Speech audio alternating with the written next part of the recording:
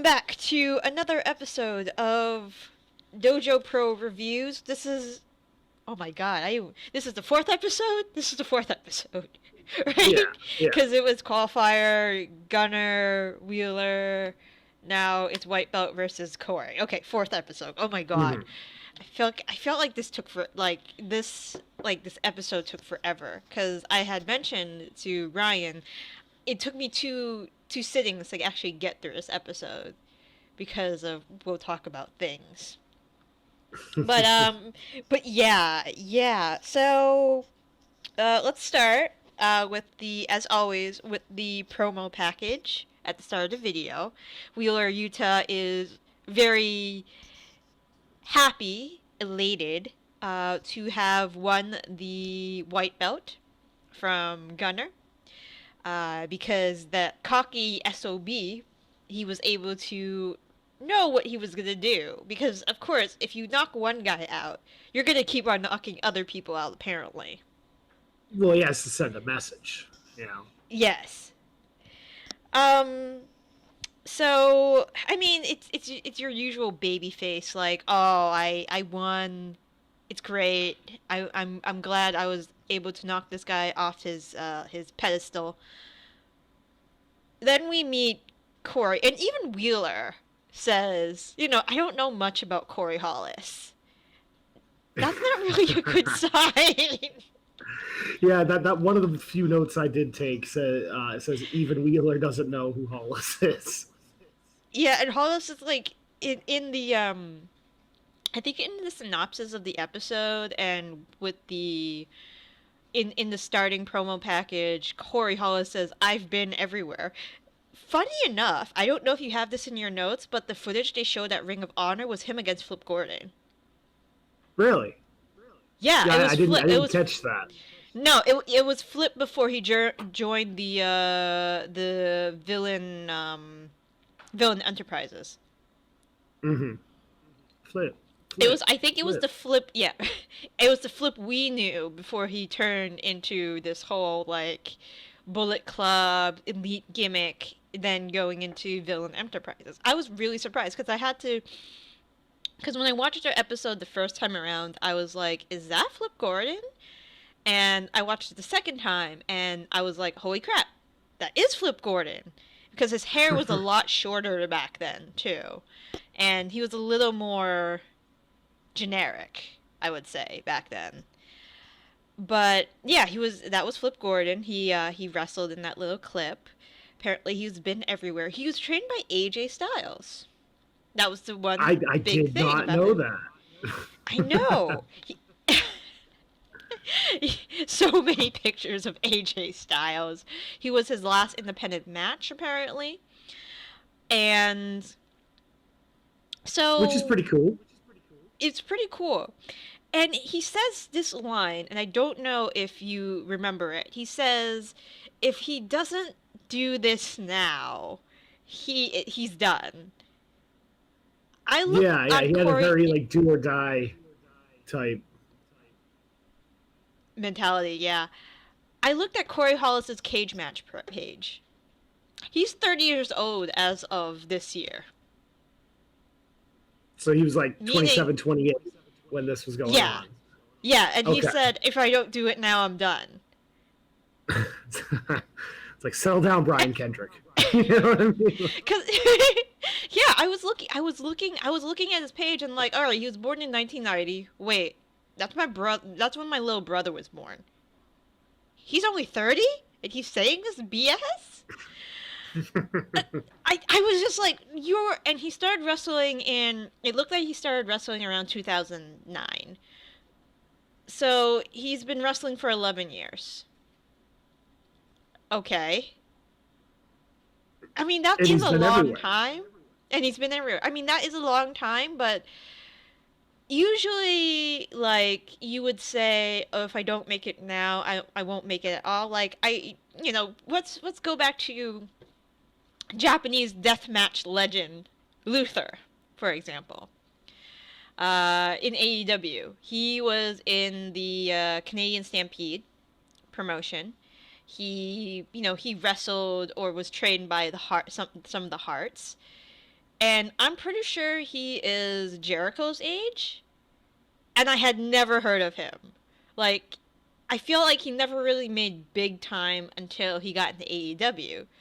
So, if you're not like his age, or maybe like in your late 30s, You're saying there's still a chance. Yeah, so if you're in your late 30s, I would say, all right, now it's do or die. He's freaking 30.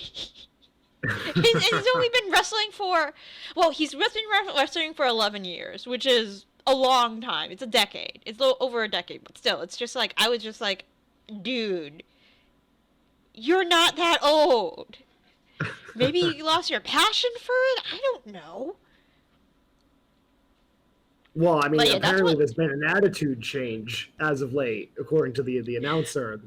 Oh my god, his attitude change and his wrestling attire. We'll get into his wrestling attire in a moment, because I have something to say about his wrestling attire. It's not bad. It's just we'll get to that. So let's see. So Hollis mentions that, he's wrestled everywhere. He was trained by AJ Styles, and he feels like people had been telling him that in order to make it in this business, you need to be a good wrestler. However, being a good wrestler hasn't been doing it for him. He feels like he's been stagnant. So he changed his gimmick, so to speak, to be this, I don't give a F about any of y'all, I'm going to do what I want, blah, blah, blah, blah, blah.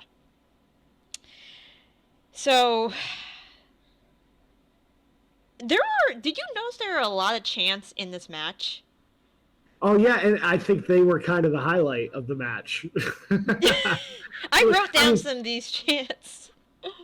I assume, if we're playing the chant bingo, you have Tuscaloosa.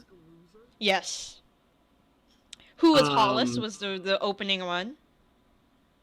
Oh yeah, I skipped. I didn't write down who was Hollis. Tuscaloosa, loser. Who's Hollis? Take a shower. Yes, you can't wrestle. Was also another one. But I mean, mom jeans. The whole mom thing. Jeans was another one. Oh yeah, he wears mom jeans. But the one about he can't wrestle, wasn't the whole point? At least that the commentator was putting over was that he can wrestle. He isn't. He doesn't wanna. Yeah. Yeah. I don't know. They tried to make this guy like a rebel. I wasn't buying it. And I noticed when you got into the match, I made note that the commentator had said, "Oh, he doesn't wear traditional wrestling gear." I can name at least maybe 4 people who wear jeans to the ring. Like, straight up. Like, for example, okay, Hollis does.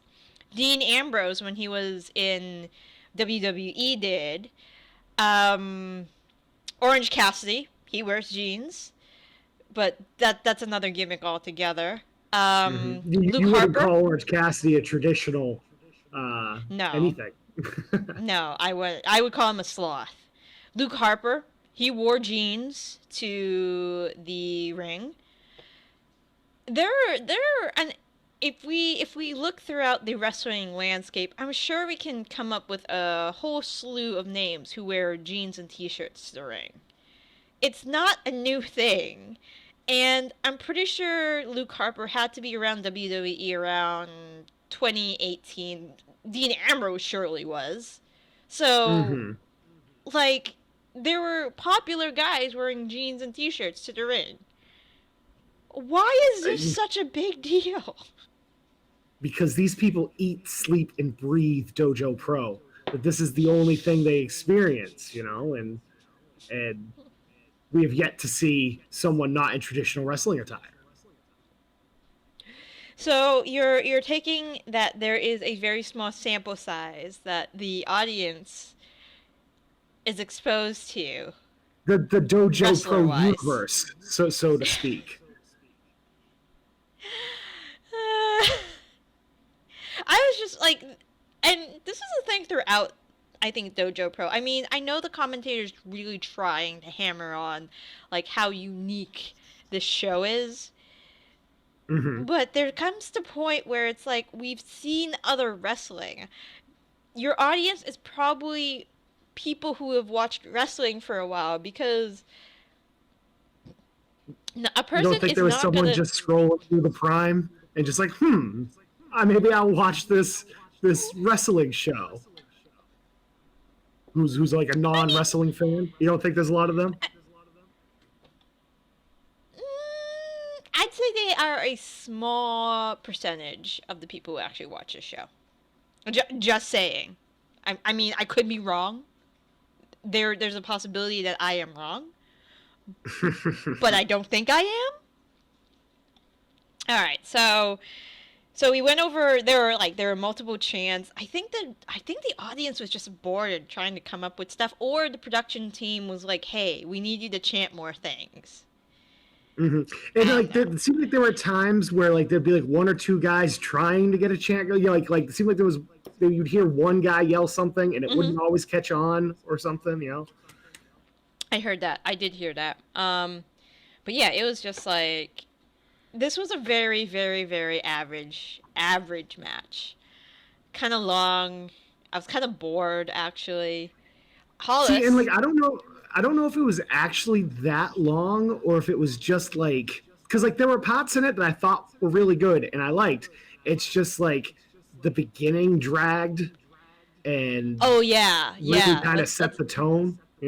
let's talk about the beginning. So Hollis is playing mind games with Wheeler Yuta this whole time, going out of the ring voluntarily. He did it 5 times. 5. I sat And like there and rewind the video just to make sure I got all of the times he voluntarily left the ring. I have no problem like okay, so you're trying to like get some heat or like the commentator made a point of putting over Utah's efforts in the last match of like setting the tone and kind of not letting Gunnar Miller slow things down. So I can see why Hollis would want to slow things down. I just felt Yeah. like it was just pulled off so not great. Like the in out was slow only for Utah to still get the upper hand at the beginning of the match. You know what I mean? Mhm. It, Mhm. I Oh feel I yeah. feel like if that first time or second time that Hollis rolled out of the ring and like walked because like he goes straight up into the back, like he leaves the Mhm. thing. If like he then attacked from behind, Oh, like that would if have been good. he That would have went been out, good. ran around the set, and came up from behind and got the drop on you, I think I wouldn't have minded this beginning that much. But just the way it played out was like, okay, come on, do something. Yeah. The other thing we negated, we did not mention was that Corey Hollis tore down his banner near the Oh beginning yeah, of the match. I liked that. I thought that was a nice That was touch. cool. That was good. That was good. But yeah, he just kept on going in and out, and I was like you. I was like, okay, where's this leading? All right, one, two. It's third time. That's a fifth time. Yeah, and then you're right. He got beat down. It was. He's not very good at psychology. If that's really what he was trying to do, like, it was like how much do you get into the guy's mind doing that? I mean, maybe you get a little impatient if you're Wheeler Utah, but I don't know. Yeah, That and then like just the fact that Yuta still, like was it came out on top of that exchange, and I felt like kind of like he dominated that beginning whole. I don't know how long it was, but it just felt like it was all Yuta for a while. yeah. All right. So, allow me to go through what happened during the match. Uh, so we have the 5 times of leaving in and out of the ring. Um, we finally have a lockup. Hollis grabs Yuta's hair, and then he goes out. There's some boots. I didn't even take great notes because of this. I was just like, okay, exchange, exchange. Okay, he's chopping him in the corner. Um, Okay, so there's like an arm drag. There's a lot of kicks in. Did you notice there was actually a lot of corner work in this? Yeah. Like they get dragged. They do a lot of fighting in the corner. I got bored about watching that. Like I was playing with my cat like in most of the match because like he was hanging out below my desk, and I was just looking at like, okay, they're in the corner again. That's great. Yeah, there are a lot of there. Okay, so the one time it got picked up was when. So do you remember in the point of the match where Yuta takes Hollis's head and just like slams it into every turnbuckle Yeah, in brings him each around the corner? world. Yeah, yeah. Just I was that exciting? I didn't feel like that was exciting.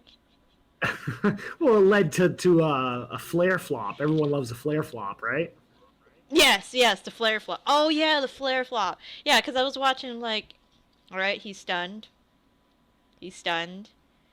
Oh, now he flopped. It wasn't even that good. Like, I think he held it too long. I mean, I love a good Yeah, I love a good sell, but that was just too long for me. yeah, it was a little ridiculous. So it took, um, yeah, but I mean, he got his head slammed 10 times. He's out of it, trying to shake the cobwebs out. All right. So I'm looking at my notebook. All right. So he does the round the world with the head turnbuckles, days, lots of punches in the corner. There's like a little flapjack flip. The mom jeans thing. There's a point in the match where Hollis sends Yuta into the post twice. One while he's still in the ring, one while they're on the outside. And I think that's where things started to get better. Like when Hollis really started going after like his shoulder or arm or whatever he was going after. Yeah. That's where I think the match got like the best. It was gonna be. Yes. Yeah, it picks up the pace after they take a shower chant. After they run into the post, second no. So this is where it gets good. Around that point, Corey runs Yuta into the post. Yuta does what is that like that low drop kick underneath the bottom rope, where Corey is out on the outside. Wheeler is pulled to the outside. Corey goes. Even my notes are sloppy. At some point, Corey pulls Yuta out. Corey starts getting a ring count. And because they make he that starts big working point here. about him wanting to win by count out or whatever. The Yes. commentator puts over like, this is supposed to be about like honor and whatnot, and everyone wants a real win, but Corey would be happy taking the count out. There's a couple top rope crossbodies, couple covers. I think the most exciting. So Corey does work the arm a lot. The most exciting part of this match was when Yuta's arm was caught in the turnbuckle. Like he takes off like the protective like middle part of the turnbuckle and like literally I don't even know how you would do this. Like it was like that padding, right? And he just kind of like pulled him through, so like his whole arm was stuck in there. Yes. So that was kind of interesting. I've never seen that before. I liked that spot. I just wish they were a little more vicious with it. You know what I mean? Like, so he pulls him through and he gives him like one kick in there. Yeah. Why didn't he kind of like stomped on it? Yeah, like they just stomp a mud hole there, and that's The only thing I can think is that like maybe like 20 or 30 seconds before that spot, there's that thing where Hollis takes a swing at the ref. Yes, I remember that. And he almost gets disqualified, but he's able to plead his way out of it, and he walks right into a super kick and a near fall. Yep. The only thing I can think is like maybe Hollis is afraid of getting disqualified still, so he only does the one kick instead of actually going for it, but like that's what I wanted. Once he pulled him through, I'm like, yeah, like lay into him, you know? Yeah, it's like you're using the ring. There's no reason he'd disqualify you. If the Great Toru Yano can like take off the freaking turnbuckle in New Japan and like whack somebody with it, then there's no. Anyways, all right. So, yeah. So yeah, you're right. Before then, uh, he took a swing at the ref. Yuta super kicks him, goes for a top rope, elbow drop, and doesn't get the cover because Hollis' foot's under the rope. Hollis pulls Yuta's arm into the turnbuckle, kicks the turnbuckle once and works the arm a little bit. And then the end of the match is Yuta does that crossface leg thing submission. Was this the Indian? Yeah, like no, that's the it's an STF, right? Is that basically because It was an an STF, but in the STF does Cena like get the legs too? Yeah. Cena grabs. Okay. Does he grab both or just one? I know he at least grabs one and like tucks it under and then goes for it. I tried looking professional wrestling hoes and it's giving me too many. So, how do you do an STF in pro wrestling? I don't want to like. No, because I'm looking at pictures where Cena. All right, so I'm looking at a picture where Cena does the STF. Wait, no, maybe that is an arm. No, he gets one leg. I think Yuta gets both legs. Yeah, you're right. He does get one leg. It looks like. You're right. You're totally right. I'm always is right. It? I'm just looking. And then Corey submits and Wheeler wins. Yeah, I was not impressed. I was very bored. I'm really happy Hollis didn't win. I really think it's that opening that really kind of bogged things down. Like, after that, I was just kind of like, all right, let's get this over with. Yeah, I was just like, after the opening sequence, I was already done. I think they left the audience chance in there to make it more interesting, to be honest, because this was just, it was by far not the worst match I've ever seen. But it was like watching a Randy Orton match when he's not trying. I'll put it that way. Let me just put it that way. At least there wasn't like infinite like rest holds, Yeah. I don't remember that many rest holds. No. It's just I just wish there was more like I just wish it was better. Yeah, I know. Like I was like first episode, okay, we have like an interesting carny dude. Second episode was like, all right, we have a hoss now. I'm happy he won the belt. And third episode, okay, a believable baby face. I can get behind the believable baby face. Fourth episode. So he was trained by AJ Styles. That's cool. I guess. Yeah, I can. This guy needs a new gimmick if this is like the extent of his gimmick.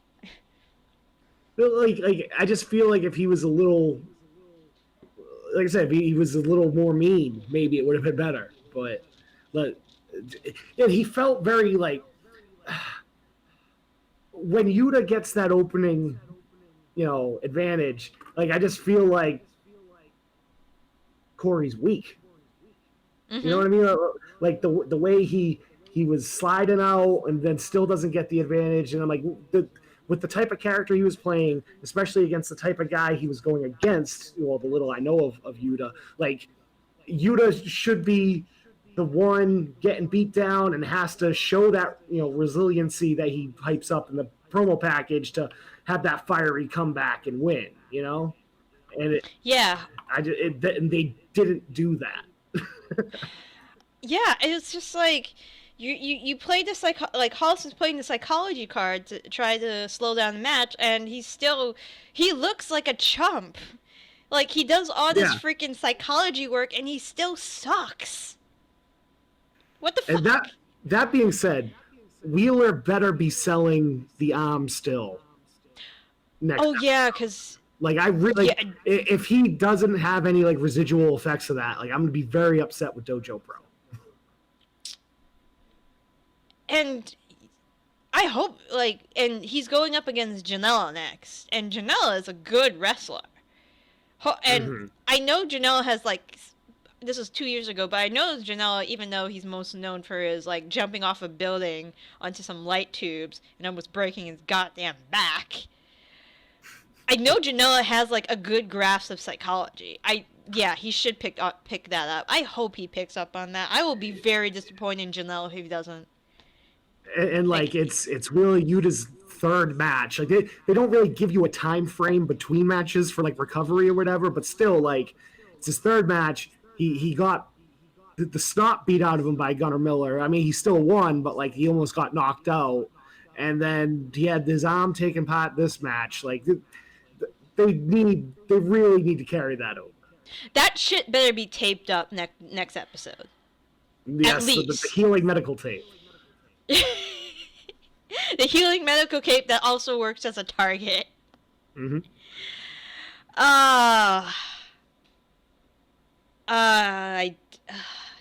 This episode is almost as short as that match was. So, all right, what we liked about this episode, the chants were the audience tried. I mean, tried so hard. they might not have been up to People's Coward caliber, but it was getting there. That's real S tier crowd chant. Yeah. The match was subpar. The psychology was. Like I said, when Hollis was working the arm, like I liked that stuff. Like the thing in the turnbuckle was new. Oh yeah, I love that. But like I liked all that. It was just like I said, that beginning really kind of turned it off for me. Yeah, I don't even know who's like. Yeah, you're completely right. Hollis should have been dominating the first part of the match with all that in and out, and yeah, the turnbuckle spot was awesome. I'd never seen that before. You think it's because Yuta's arm just was able to get in there? Yuta does have pretty skinny arms. He's not like the most jacked guy in the world.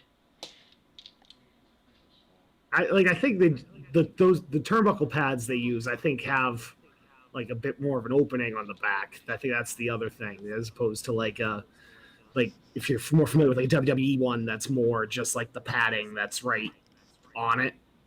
Mm-hmm. These looked almost like I don't know if it's Velcro or something that like clips on the back. Maybe. I'm taking a look at some of the WWE. Like I have these images on Google right now. I'm just taking a look at the turnbuckles. I don't need a toy. Give me the actual ring. I mean, everyone needs a toy, right? Just ask Zack Ryder and Kurt Hawkins. Yeah, the turnbuckles on the WWE rings definitely look a little more puffy. So I guess less likely that you're gonna sneak an arm in there, unless you're like, I'm pretty sure like somebody like Alexa Bliss could probably get her arm in there. Like given how freaking flexible and double jointed she is, she could probably pull that spot off. Like that. That. Her arm always looks horrendous when she does that spot. Yeah. It's great. It's so good. But yeah, the match. All right. So what I liked about the match, that spot, the audience is pretty good. What I didn't like about the match, the psychology was pretty off, and it was a weird sense of sequences. What could be done better? The match could have been much better. That's it. That's it. Just escape them.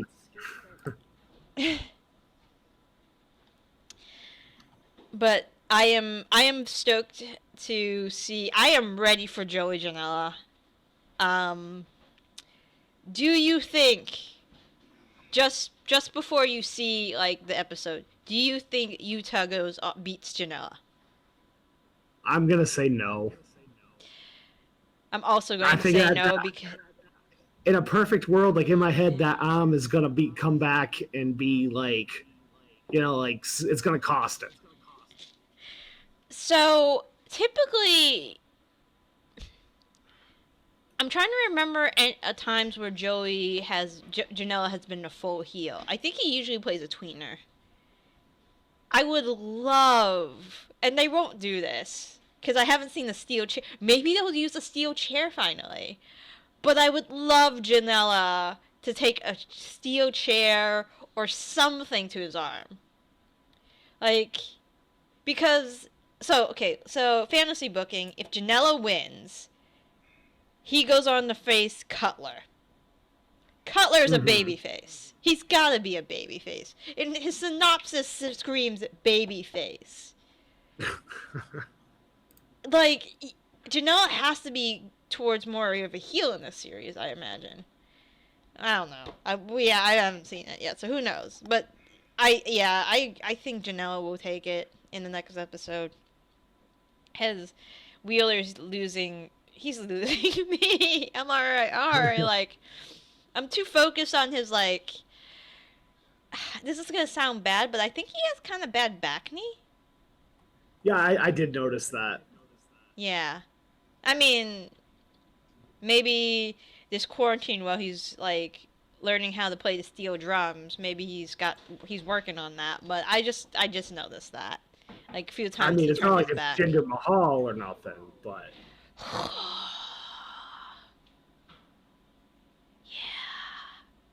yeah. Ugh. That can't be good. All right. Any closing statements about this episode, other than what I just said? No, I think I agree. It was pretty lackluster. Like, it was all right. Definitely wasn't the best. I